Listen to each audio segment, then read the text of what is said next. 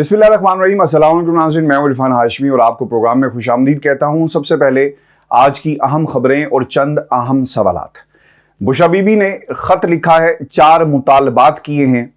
इसकी तफसील आपके साथ हम शेयर करेंगे। और फिर जेल में इमरान खान का पीछा करता हुआ जहर, ख़त के मुहर्रिकात क्या हैं और BBC ने नवाज शरीफ का पोल कैसे खोला, इसकी तफसील भी आपके साथ हम शेयर करेंगे। और फिर व्यूअर्स आपको बताएंगे पाकिस्तान तहरीक इंसाफ की सफ़ों में गद्दार हैं, क्या इस्टेब्लिशमेंट PTI में दरार डालने में कामयाब हो पाएगी और शाह महमूद कुरैशी के खिलाफ क्या बगावत हो रही है।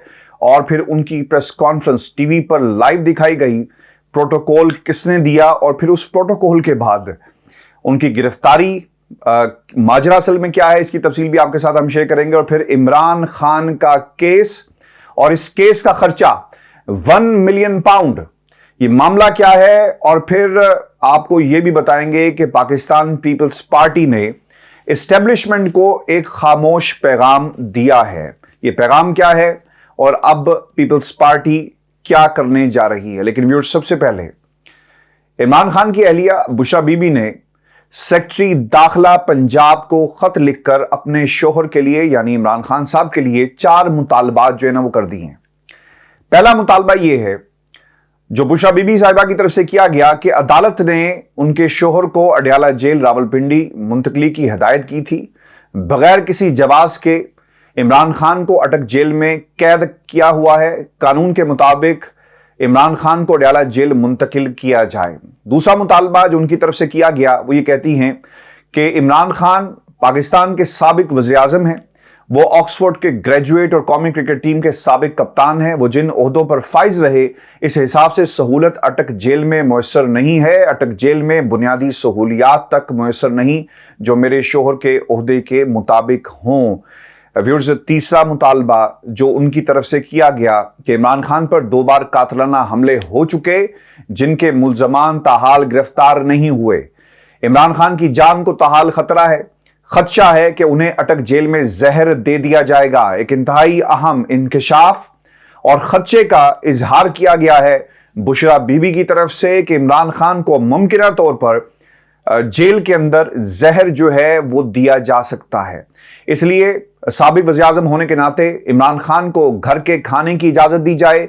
जेल कवानीन के मुताबिक 48 घंटे में तमाम सहूलियात देनी थी, जो 12 दिन गुजर गए मगर ये सहूलियात नहीं मिली। फिर चौथा मुतालबा, जेल कवानीन के मुताबिक इमरान खान को प्राइवेट डॉक्टर से तिब्बी मुआयना कराने का हक है।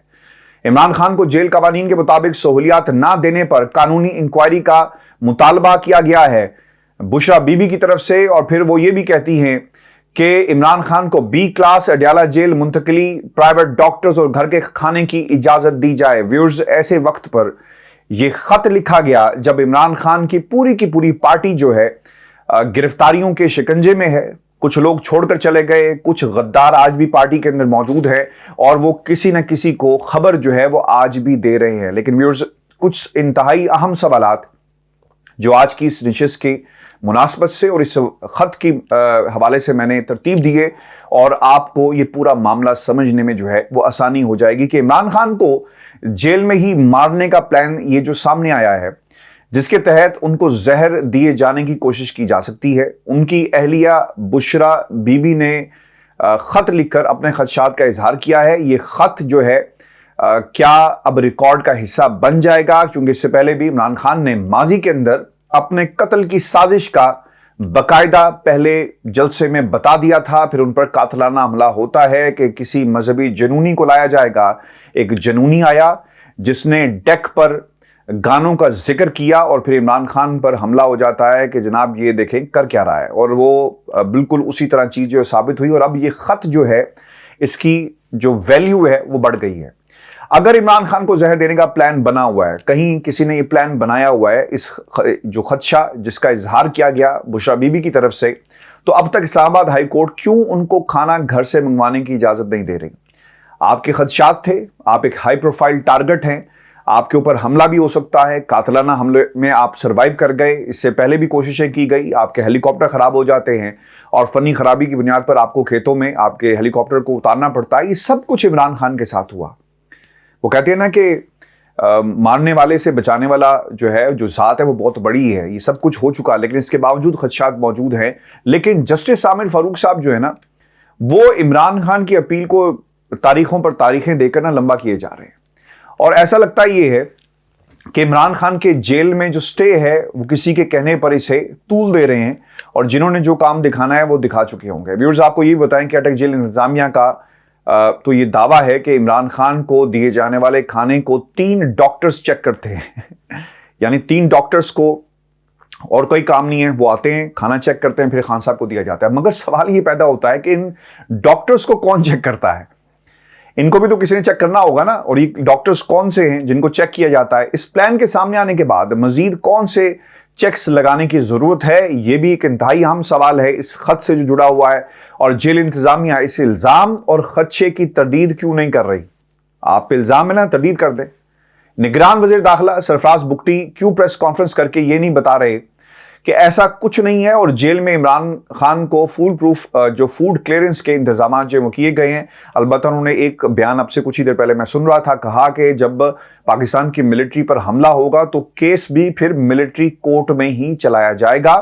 اور یہ ان کا سلیم صافی کے پروگرام میں پہلا جو ٹیلی ویژن اپیرنس ہے وزیر داخلہ بننے کے بعد یہ چیز جو ہے وہ سامنے آئی ہے. پھر ویورز آپ کو یہ بتا دیں کہ وزیر آباد پلان کے بعد اٹک جیل پلان, آخر یہ پلان کیوں بنا ہے؟ کیا اس طرح سے عمران خان کو راستے سے ہٹایا جا سکتا ہے؟ پہلا نقطہ جو اس میں بہت ہی اہمیت کا حامل ہے, زہر پلان بنانے والوں کو یہ لگتا ہے کہ وہ خاموشی سے کامیاب ہو سکتے ہیں, کیونکہ پاکستان تحریک انصاف اس وقت تقسیم کا شکار ہے. تقسیم در تقسیم ہو گئی, لوگ چھوڑ کر چلے گئے, فیصلہ سازی کا فقدان ہے, کہاں سے آپ کو ڈائریکشن ملے گی کسی کو کچھ معلوم نہیں ہے. اور پارٹی کے اندر ایک مخالف دھڑا یہ سمجھتا ہے کہ ساری موجودہ مشکل کا ذمہ دار عمران خان ہے. اگر عمران خان راستے سے ہٹ بھی گیا تو چند دنوں کے شور کے بعد جو معاملات تھم جائیں گے, کیونکہ کچھ لوگوں کی نظر لگی ہوئی ہے اس کرسی پر اور وہ چاہتے ہیں کہ کسی طرح پاکستان تحریک انصاف کے ووٹ بینک کو جو ہے وہ ہم قابو میں کر لیں. عمران خان کو خدا نہ خواستہ کچھ ہو جاتا ہے تو پھر ہم کہیں گے کہ آج بھی عمران خان زندہ ہے. جس طرح بھٹو کا نعرہ لگایا گیا, اسی طرح عمران خان کے نام کو سیاسی جماعتیں جو استعمال کریں گی. عمران خان کے نام کو آج بھی لوگ استعمال کر رہے ہیں. یہ جو میں نے انٹرو میں بات کہی نا کہ 1 ملین پاؤنڈ خرچہ, یہ ہے کیا؟ اس کی تفصیل آگے چل کر میں آپ کو بتاؤں گا کہ عمران خان کو استعمال کون کر رہا ہے. نقطہ نمبر 2, اب جیسے جیسے عمران خان کا جیل میں قیام طویل ہو رہا ہے ویسے ویسے ہی پی ٹی آئی سپورٹرز کی فرسٹریشن بھی سامنے آ رہی ہے کہ خان صاحب کو اب کوئی ڈیل کر لینی چاہیے. خام خواہ لوگوں کے چکر میں اپنے آپ کو وہ جیل کی جو کال کوٹری ہے اس میں انہوں نے ڈالا ہوا ہے. ڈیل کریں, باہر آئیں اور پھر بعد میں دیکھا جائے گا, یعنی آسانیاں پیدا کریں. کیونکہ اگر اب پارٹی ٹوٹ گئی تو یقیناً جو زہر دینے کا پلان ہے اور پھر جو لوگ کرنا چاہ رہے ہیں, اور اگر آپ جیل میں زیادہ دیر رہے تو پھر یقیناً آپ کی جان کو بھی خطرات جو ہیں وہ زیادہ ہو سکتے ہیں. اسی لیے جیل سے باہر نکلیں, ڈیل کریں اور پھر دیکھا جائے گا. زندگی رہے گی تو پھر سیاست بھی ہوگی, پاکستان کی خدمت بھی ہوگی. لیکن اگر خدا نخواستہ آپ کو کچھ ہو گیا تو پھر کیا ہوگا؟ لیکن ویورز یاد رکھیں, جس عمران خان کو ہم نے پچھلے 16 سالوں میں دیکھا, جب سے ان کی سیاست تو خیر بہت پہلے سے کر رہے ہیں, لیکن جو ان کے بیانات کو آپ اٹھائیں اور پھر جو ان کی عملی سیاست ہے اور جس طرح انہوں نے تحریک انصاف کو جس مقام پر لے کر آئے, خان صاحب کبھی بھی جیل میں ڈیل نہیں کریں گے, بھلے ان کو زہر دینے کا پلان بن جائے. عمران خان صرف ایک چیز پر ڈیل کریں گے کہ ان کی پارٹی کو انتخابات کے لیے لیول پلینگ فیلڈ جو ہے وہ دی جائے. خان صاحب جو ہے نا وہ نہیں مانیں گے, کسی صورت تسلیم نہیں کریں گے. اور ویورز آپ کو یہ بتائیں کہ بی بی سی نے یہ رپورٹ کیا کہ راولپنڈی کی اڈیالہ جیل کے حکام نے تصدیق کی کہ نواز شریف, ان کی بیٹی مریم نواز اور داماد کیپٹن ریٹائرڈ محمد صفدر کو شروع سے ہی بی کلاس دی گئی تھی. جیل اہلکاروں کے مطابق جب نواز شریف اور مریم نواز کو اڈیالہ جیل منتقل کیا گیا, یہی فیصلہ ہوا کہ نواز شریف کو ملک کا 3 بار وزیر اعظم ہونے کے ناطے ایک کلاس دی جائے گی. تاہم بعد میں اڈیالہ جیل کے ذمہ داران نے رات کے فیصلے کو تبدیل کیا اور بیٹی کے ساتھ ساتھ باپ کو بھی بی کلاس جو ہے وہ دے دی گئی. اچھا, شہباز شریف صاحب نے نگران وفاقی اور صوبائی حکومت کو خطوط لکھے اور یہ بھی ریکارڈ کا حصہ ہے جس میں نواز شریف کو جیل میں فراہم کی جانے والی سہولیات سے متعلق جو ہے وہ شکوہ کیا گیا. شہباز شریف کی جانب سے لکھے گئے خط میں یہ بھی کہا گیا تھا کہ نواز شریف کو جیل میں پڑھنے کے لیے اخبار فراہم کیا جائے. یہاں پر خان صاحب کو گھر کا کھانا نہیں مل رہا اور نواز شریف صاحب کے لیے اخبار آ رہا تھا تاکہ وہ دیکھ سکیں کہ ملک کے اندر کیا ہو رہا ہے، جس کا انہوں نے بیڑا غرق کیا۔ خط میں یہ بھی کہا گیا تھا کہ نواز شریف کو سونے کے لیے جو گدا فراہم کیا گیا ہے وہ زمین پر بچھایا گیا ہے، اس کے علاوہ انہیں جو باتھ روم دیا گیا ہے اس کی حالت اچھی نہیں ہے، نواز شریف کے کمرے میں ایئر کنڈیشن بھی نہیں ہے، اس کے علاوہ انہیں کوئی خدمت گار بھی فراہم نہیں کیا گیا۔ نواز شریف کے عارضہ قلب میں مبتلا ہونے کے بارے میں بھی کہا گیا اور درخواست کی گئی کہ انہیں علاج معالجے کی سہولیات بھی جو ہیں وہ فراہم کی جائیں۔ اس کے بعد پنجاب حکومت کا ایک خط بھی سامنے آیا۔ پنجاب حکومت نے نواز شریف کو جیل میں دی گئی سہولتوں سے متعلق شہباز شریف کے خط کا جواب دیا۔ صوبائی حکومت نے اپنے خط میں بتایا کہ نواز شریف کو میڈیکل بورڈ کی سفارش پر ایئر کنڈیشنز اور دیگر سہولیات دی جا رہی ہیں، ان کو جیل میں ہیٹر، ٹی وی، ٹیبل، کرسی اور ایک مشقتی کی سہولت بھی دستیاب ہے۔ غور کریں، مشقتی تک جو ہیں وہ نواز شریف صاحب کو دیے گئے اور دیگر سہولیات بھی اس کے ساتھ فراہم کی گئی۔ ان کو گھر سے کھانا منگوانے اور اہل خانہ سے ملاقات کی اجازت بھی دی گئی۔ یعنی یہ سب کچھ جو ہے وہ نواز شریف کے لیے کیا گیا، اور اس کا ثبوت یہ تھا کہ جب نواز شریف رہا ہوئے تو انہوں نے اپنے مشقتی کی بھی ضمانت کرائی۔ عدالت نے مشقتی سوار حسین کی سزا معطل کرتے ہوئے اس کی رہائی کا حکم دیا۔ نواز شریف جیل میں اپنے مشقتی سوار حسین کی خدمت سے بے حد خوش ہوئے اور اسے اس کی خدمت کا صلہ دیتے ہوئے اس کی ضمانت کروائی۔ اب یہ ریکارڈ کی چیزیں ہیں، کوئی میں اپنے پاس سے بنا کر آپ کے سامنے نہیں رکھ رہا۔ مشقتی سوار حسین قتل کے مقدمے میں قید تھا۔ یہ بھی آپ یاد رکھیں کہ قاتل کو، یعنی قتل اس نے کیا یا نہیں کیا علیحدہ بات ہے، لیکن جس مقدمے میں تھا وہ قتل کا مقدمہ تھا جس میں وہ قید تھا، اور اس سے سن 2009 میں 14 سال جو قید کی سزا جو ہے وہ ہوتی ہے۔ نواز شریف کی ہدایت پر لیگی لائرز فورم نے لاہور ہائی کورٹ میں سوار حسین کی اپیل دائر کی۔ سوار حسین کے 2 لاکھ کے ضمانتی مچلکے کا انتظام بھی لیگی وکلا کی جانب سے کیا گیا۔ یعنی نواز شریف کو قید با مشقت ہوئی اور اس کے بدلے ان کے لیے ایک مشقتی جو ہے وہ رکھا گیا۔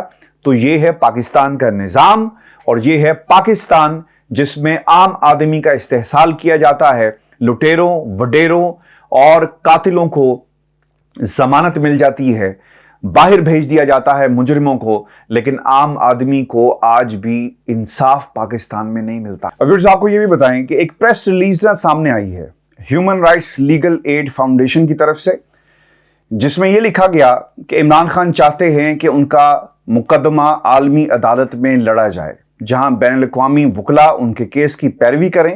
اس مقصد کے لیے ایک فنڈ قائم کیا گیا جس کے لیے 1 ملین یورو اکٹھے کرنے ہیں، جس سے عمران خان کا یہ جو کیس ہے وہ لڑا جائے۔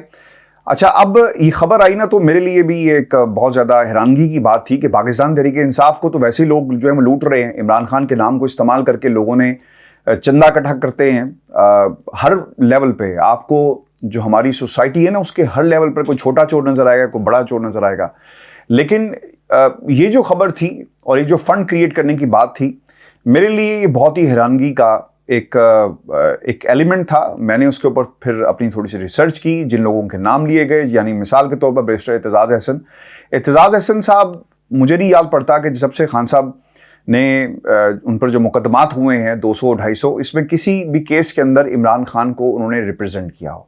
اگر کیا ہے تو آپ مجھے میری تصحیح کر سکتے ہیں۔ پھر اس کے ساتھ ساتھ جو دوسرا نام تھا نا، وہ نام تھا جی آپ کے اظہر صدیق صاحب کا، کہ جناب وہ بھی اس پلیٹ فارم پہ شامل ہیں۔ میرے لیے اور حیرانگی کا یہ مقام تھا کہ یار یہ کس طرح ممکن ہے کہ 1 ملین پاؤنڈ کا ایک فنڈ آپ کریٹ کرتے ہیں اور پھر اس کے بعد یہ کچھ ہوگا۔ اچھا، اب اس فنڈ کے حوالے سے تردید آئی، ایک تو اظہر صدیق صاحب نے اس کی تردید کر دی ہے، اور پھر اس کی تردید جو سامنے آئی ہے عمران خان کے وکیل ہے جی گوہر خان صاحب کی طرف سے، اور انہوں نے کیا کہا کہ عمران خان صاحب یا قانونی ٹیم کے کسی بھی رکن نے کسی کو قانونی معاملات کے لیے فنڈز اکٹھا کرنے کا نہیں کہا۔ جو لوگ یہ کہہ رہے ہیں کہ عمران خان نے میسج بھجوایا ہے یا پی ٹی آئی لیڈران نے میسج بھجوایا ہے یا قانونی ٹیم نے کہا ہے، تو میں اور تمام لیگل ٹیم اور پاکستان تحریک انصاف اس بات کی مکمل تردید کرتی ہے، اور ہم باقاعدہ لیگل نوٹس بھیجیں گے اور ان کے خلاف قانونی کارروائی کریں گے جن لوگوں نے یہ کام کیا۔ ہمیں عمران خان صاحب یا پی ٹی آئی کو بدنام کرنے کی کوشش جو ہے وہ کی جا رہی ہے۔